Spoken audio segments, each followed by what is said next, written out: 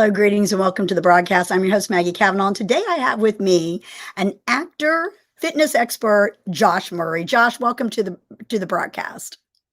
Thanks, Maggie. Good to be here. Well, I'm super excited about our chat today because some people look at actors and they think, that you're constantly every day on the set. And we know that you have projects and times that you're there, but you also have some other things going on in your life.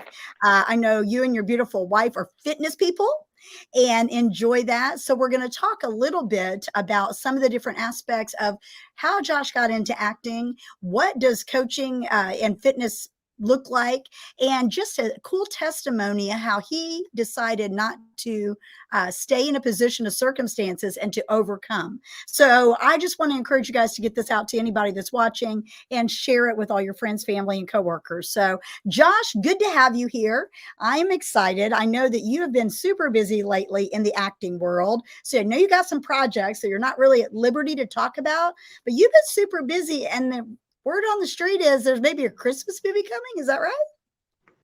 Yes. Well, I just wrapped a couple weeks ago a Christmas film on the East Coast, and I think it'll be coming out, around December time, in time for Christmas.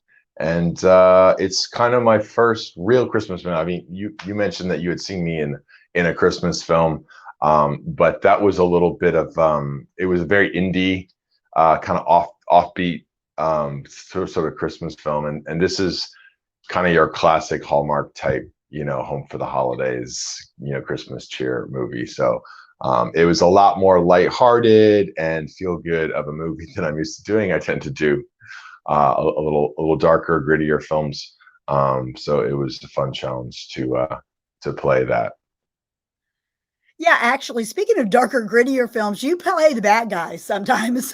I was like, wow. Yeah, about half the time, about 50%. 50% I play the bad guy. which I like. I like that I don't, mostly just do one thing. So I've gotten to play some really gnarly heavies, and I've also gotten to play some heroic, and lovable characters too. So I'm really, blessed to be able to have that range or that variety in the work that I've done. Yes, I seen you in, and I'm having a brain fluff on the movie, but it was kind of like a In Times type movie, and you were more on the heroic side in that film. Oh, The Reliant, maybe? The Reliant? The Reliant, yes. Yeah. With Kevin Sorbo, yes. Yeah.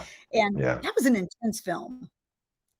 Yeah, it was. And that's the kind of films I tend to do, are pretty intense. Yeah.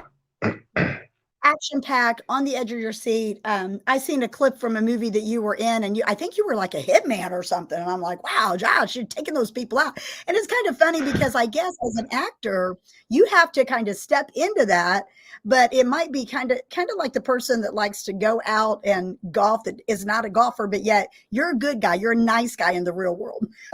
Yeah.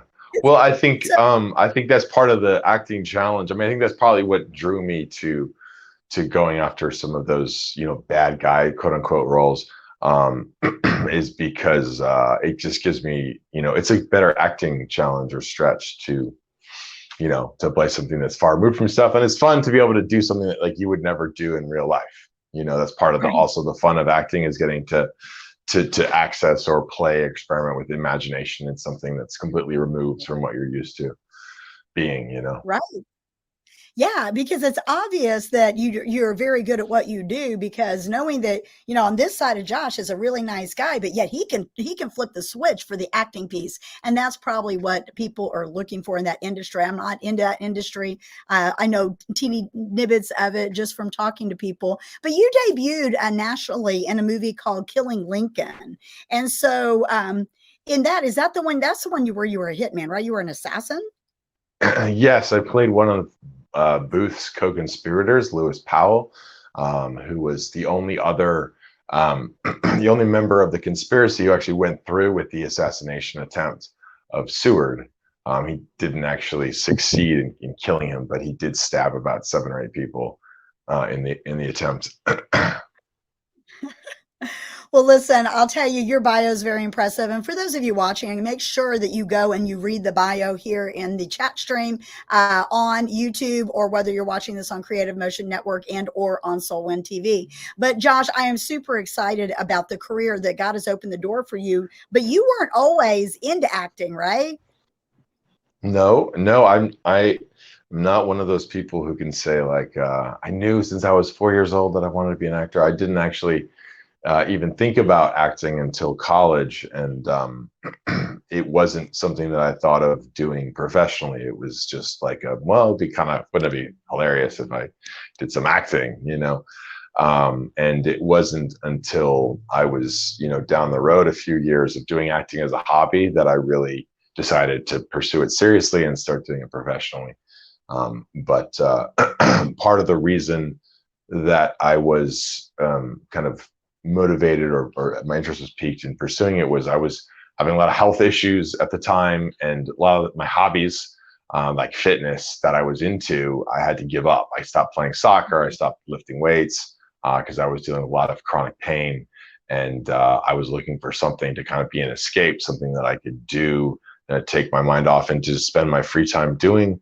And that was part of the reason why I, decided to explore acting. Was it was something I could do that wasn't physically demanding necessarily. You mentioned your health problems, and I really want to dig deep there because so many people, including myself, has dealt with chronic health issues, and it stops people from being able to pursue the calling on their life or the things that they love and they're passionate about. And so now we know, because you have this fitness thing going on now, that you definitely did some overcoming in that area. Can you share about that? Sure. Yeah. Um, yeah. Like I said, I was really into fitness and very active in my teen years. And then as I started to, as I started college and getting into college, I started to develop these chronic health issues, a lot of pain systemically, to the point where I had to start just giving up the things I like to do in my life. I stopped playing music. I stopped playing soccer. I stopped working out. I stopped, just being active, which I really love to do. And, that's again part of the reason I started, exploring acting, was I could just, I could go and sit down and talk and kind of just explore the mind.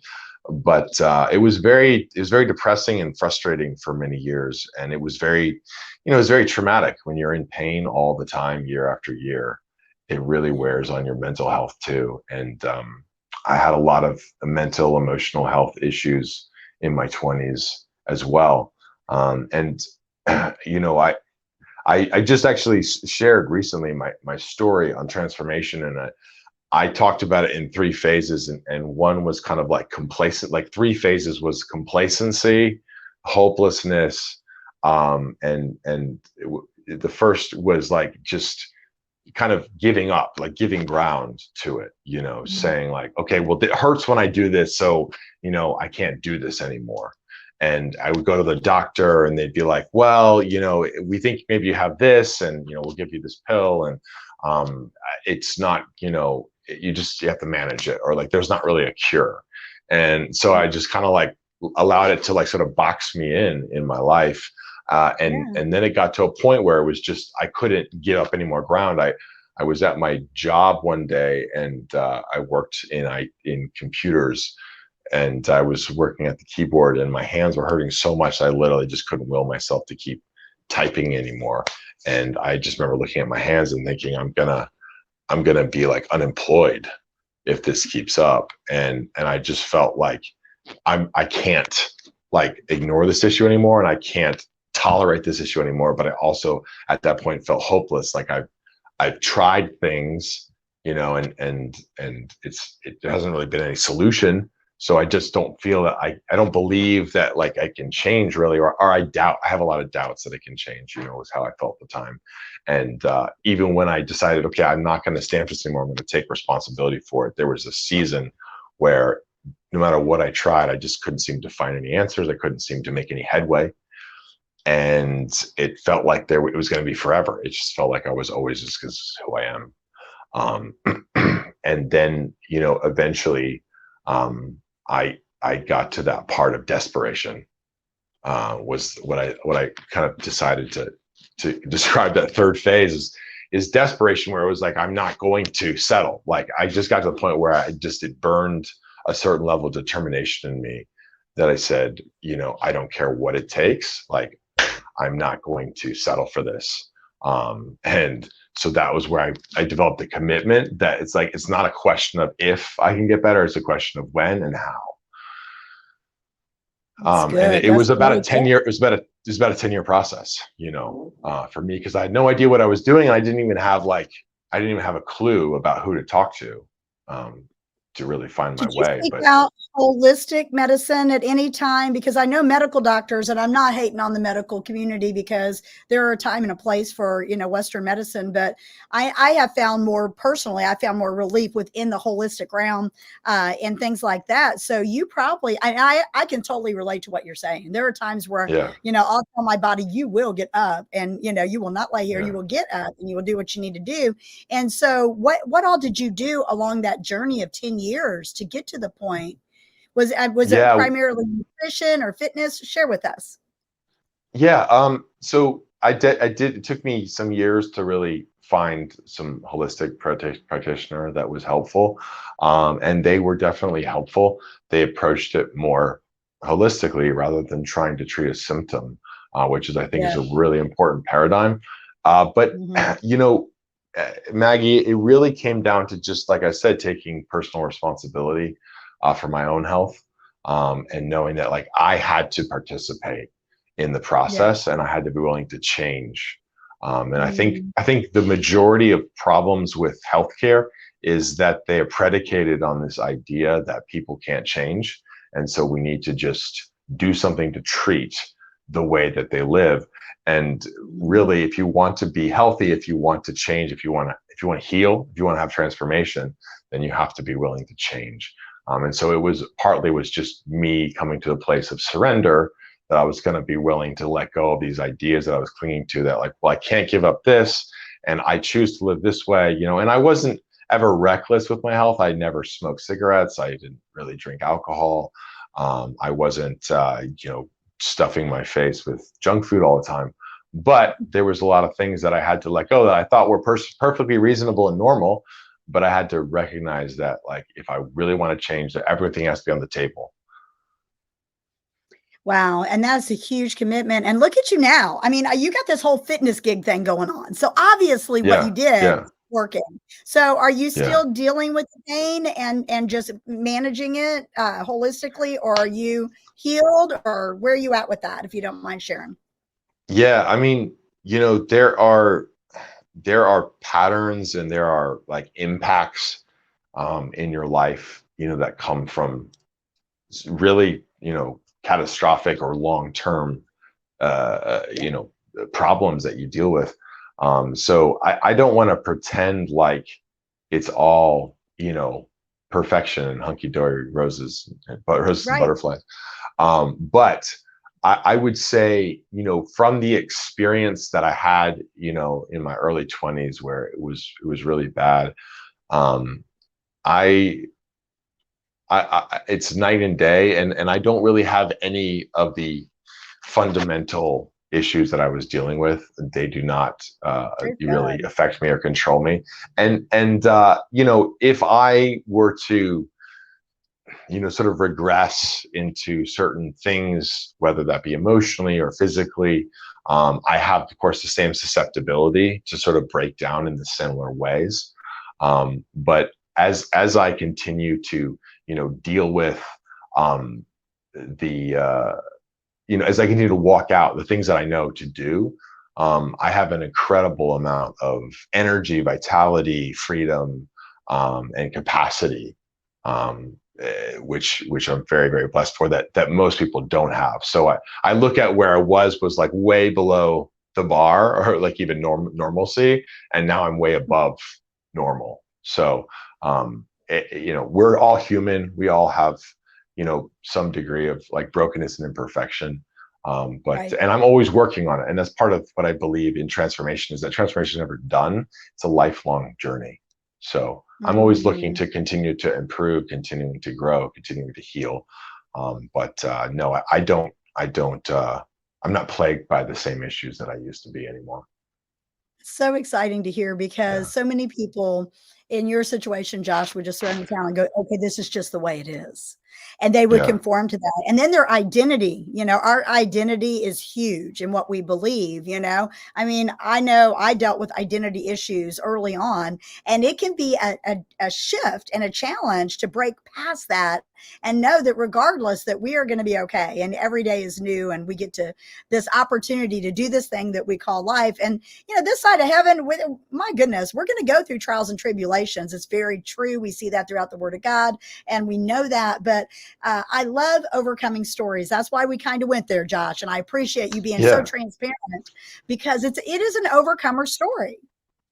Yeah, well, and I love talking about it, and it's part of the reason why I got involved with health coaching is that I love acting, I love art, I love what I do primarily, but I think that my position or my opportunities, my platforms, what have you, to talk are always opportunities for something deeper than just entertainment, and Yes. we talk about identity. That's something that I talk to people a lot about with coaching because people come and they say, well, I'm the kind of person who does this, or they'll say like, I'm a diabetic.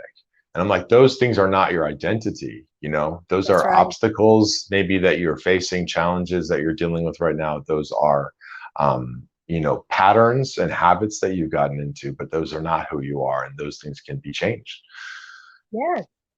That's amazing. So let's talk a little bit about your coaching because I know that you and well, first before we talk about that, I want to talk Yeah. about the feature film that you just produced, the Gymrat. And so Yeah. I'm thinking about here's a guy that is a health coach and definitely into fitness, but yet you did this movie. So real quick before we shift into the health coaching, share little bit about Gymrat, when it's coming out, when we can see it, and so forth, because the plot looks really good. Thank you. Well, I'm very excited for Gym Rat. It's been years in the making. It's my first time as a primary lead producer on a feature film, and it's very challenging. It's been a long road, but it's exciting, and we're getting close towards the end. We are in editing right now.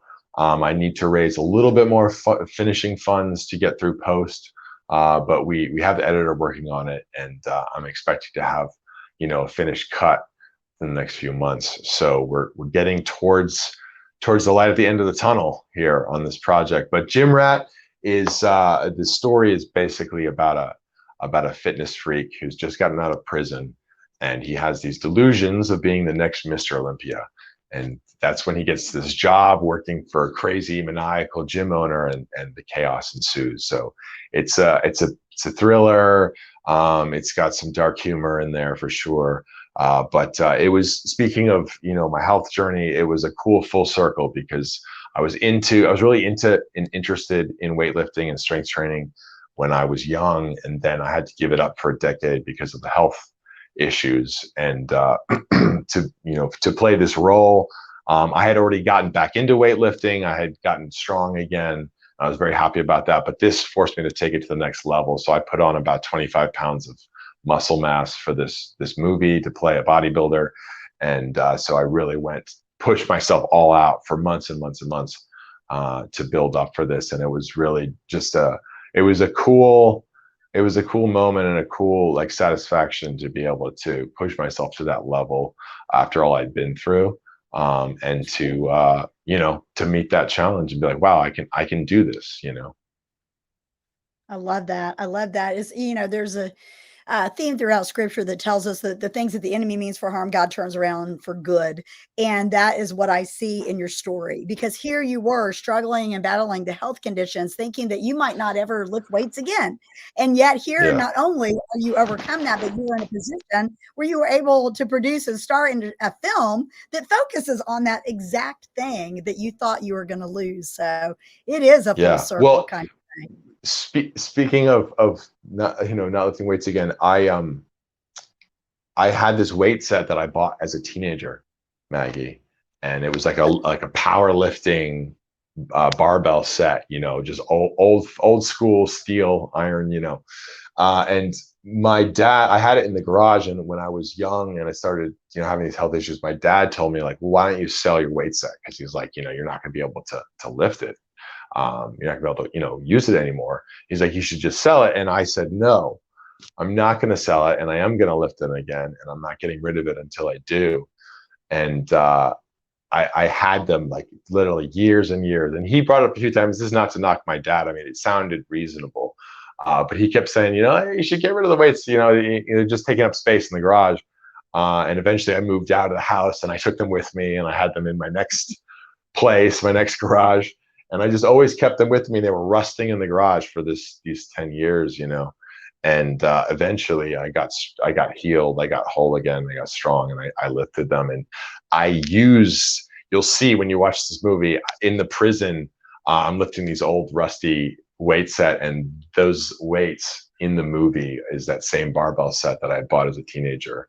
And Oh I'm my lifting, goodness. like 200 something pounds, and throwing I weight love around, that. so yeah. I love that, Josh. That is So, incredible. Well, listen, in addition to the acting and your health coach, so share a little bit about your practice of health coaching. So if someone out there is like, I need to work with someone, I'm yeah. assuming you also do virtual and things like that. Yeah, so I primarily use a health program, a medically designed health program that's very affordable, very accessible for anyone, and it's great because it allows me to work one-on-one with people, help them to get a breakthrough, to help them stay accountable, but also have a great support system with nutrition and community and training and whatnot. I also will occasionally do one-on-one custom coaching where we can go a little bit more in depth and more advanced if people, want to do that as well. But it all boils down to basically mindset. So I'm not a Yeah. personal trainer. I love fitness. I can give people input on fitness, but I'm not a personal trainer. What I do is really help people to basically navigate their life, their mentality, their mindset around health, and to get them, to overcome. Because most people know things that they should be doing, but they don't know how to get themselves to do them. And Yeah. so what coaching is really about is like, let's figure out what's holding you back. Let's figure out what you really want, and let's figure out how to get you there.